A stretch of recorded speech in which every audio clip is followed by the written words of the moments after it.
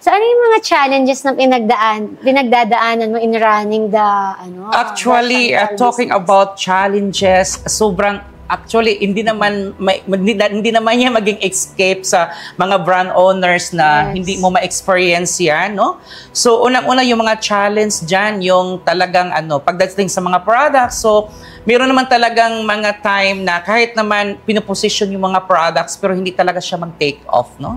So, then, pagdating naman din po sa manpower, so hindi naman lahat na sasabihin lang natin na recruit mo isang empleyado ay maging asset na sa company mo yan.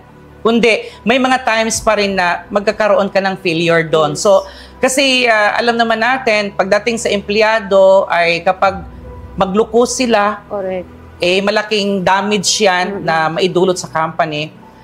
Then, pagdating naman sa mga products, kahit naman nag-invest ka ng malaki, hindi pa rin mag-take off, then parang ka din nagsusunog ng pera. So, dito naman sa side ng Chantal Direct Sales, ang mga struggle na na-encounter namin ay pagdating sa wrong recruitment, then sa mga products, no? Then, pero nagpapasalamat pa rin kami kahit naman naka-experience kami ng ganyan. Kasi nung mga na-experience namin, dun din po kami natuto kung ano po ba ang magiging iiwasan mo. Kasi naging awareness ka na Na-aware ka na kung saan ka na failure, kung saan ba yung mga naging mistakes mo. So yung mga naging mistakes mo, dun ka na natuto. Yes. Tsaka Sir John Ray, every time na nagkakaroon ng mga gano'n, ng mga challenges, katulad ng sa product, nag-try ka ng product, tapos hindi siya nag-success.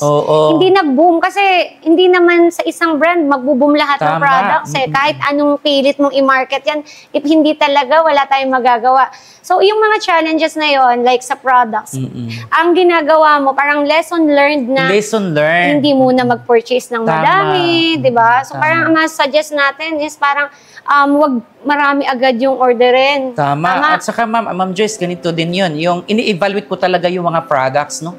So, kapag yung product ay low ang demand, then yung pag-evaluate kasi namin ng products ay titingnan po kasi namin yung basis natin ng mga legalities natin. Siyempre, sa mga legalities natin, siyempre may pera ka din, nakapag-cost ng expenses yan. So, for example, meron kaming results sa evaluation ng product na mahina yung demand sa market. So, candidate talaga yan namin, ipasok yan sa ipipiss out namin. Dahil kapag i-keep mo pa rin yung product na yan, then basis the evaluation, marami ka ng promotion doon, ang laki na naging cost ng promotion expenses mo sa marketing, pero wala pa rin naging saysay. So, hindi na maganda na ilaban mo pa, kundi kailangan mo nang i-piss out yan. Kasi kapag tutukan mo yan, yan din po ang isa sa mga ihihilahin ka na malugi yung sit-up mo.